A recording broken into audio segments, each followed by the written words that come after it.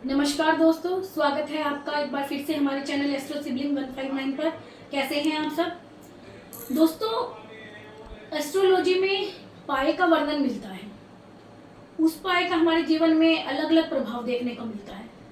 पाए 4 प्रकार के बताए गए हैं ज्योतिषी में: सोना, चांदी, तांबा और लोहा।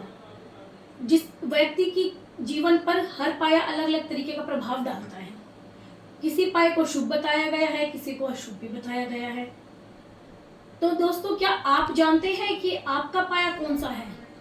कैसे जाने हम कुंडली में कि कौन सा पाया हमारा है? कौन से ग्रह को देखें जिससे निर्णय हो कि हमारा पाया कौन सा है?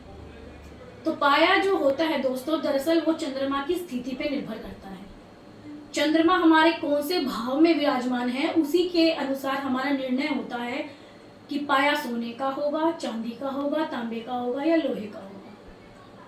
तो सबसे पहले मैं आपको बता दूं दोस्तों कि चंद्रमा किस किस भाव में जब हो तो कौन सा पाया बनता है। तो जब भी वे किसी भी बच्चे का जन्म होता है, जो हमारा जन्म कुंडली होती है, जब हम बच्चे की जन्म कुंडली बनवाते हैं तो उसमें हमें दिखवाना चाहिए कि पाया कौन सा है।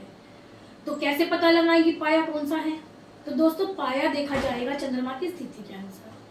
यदि चंद्रमा शुभ स्थानों में यानी कि दूसरे, पांचवें या 9वें घर में हो तो चांदी का पाया बनता है।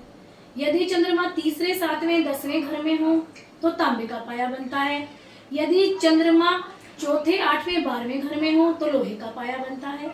यदि चंद्रमा पहले, छठे और 11वें घर में हो तो सोने का पाया बनता है दोस्तों। तो दोस्तों, जानते हैं सबसे पहले चांदी के पाए के बारे में। जैसा कि आप सबने जाना कि दूसरे, 5वें और 9वें स्थान में चंद्रमा जब होता है तो चांदी का पाया होता है। तो जिस भी व्यक्ति की कुंडली में चंद्रमा दूसरे, 5वें, 9वें स्थान में विराजमान है तो उस व्यक्ति का चांदी का पाया है दोस्तों।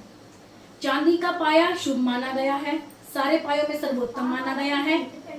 ऐसे पाए वाला व्यक्ति जीवन में धन, समृद्धि सब कुछ हासिल करता है दोस्तों। अगला पाया है हमारा तांबे का पाया दोस्तों। तांबे का पाया भी अच्छा माना गया है, चांदी के पाए के समान ही माना गया है, लेकिन ये दोनों प्रकार के फल देता है, अच्छे भी थोड़े बुरे भी। यदि चंद्रमा तांबे तीसरे, 7वें, 10वें घर में है तो हमारा तांबे का पाया है।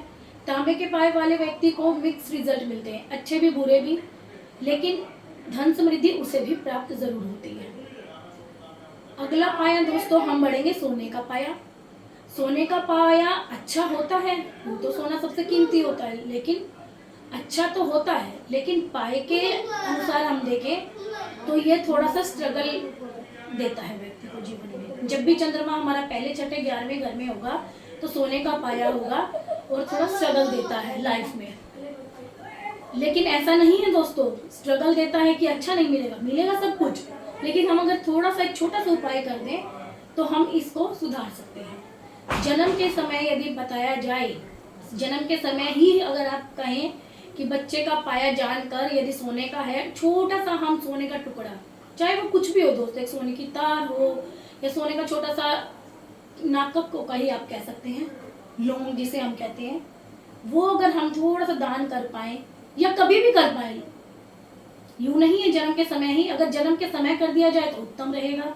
यदि बाद में भी करें तो एक बार छोटा सा हम सोने का अगर कुछ दान कर दें तो इसके बुरे प्रभावों को हटाया जा सकता है, कम किया जा सकता है दोस्तों। अगला पाया है हमारा दोस्तों लोहे का पाया। जब चंद्रमा चौथे, 8वें और 12वें घर में होता है तो लोहे का पाया होता है। कहा जाता है ऐसे में व्यक्ति, जिस भी व्यक्ति का या जिस भी बच्चे का पाया लोहे का होता है, जीवन में स्ट्रगल को बढ़ाता है, थोड़ा नुकसान भी दे देता है, धन का, जन का या प्रॉपर्टी का, ऐसा कहा गया है, ऐसा वर्णन है। पर यदि अगर हम जन्म के समय ही, बच्चे के जन्म के समय ही लोहे का कुछ दान कर दें, जैसे शनिवार के दिन, याद रखिएगा दोस्तों, शनिवार के दिन लोहे का किया गया दान अति उत्तम रहता है। जैसे लोहे का कुछ भी बर्तन हो गया, कढ़ाई हो गई, कुछ भी हो गया, काला कपड़ा हो गया, काले तिल हो गए, तेल हो गया, अगर यदि हम ये सब दान कर दें तो इसके भी बुरे प्रभावों को कम किया जा सकता है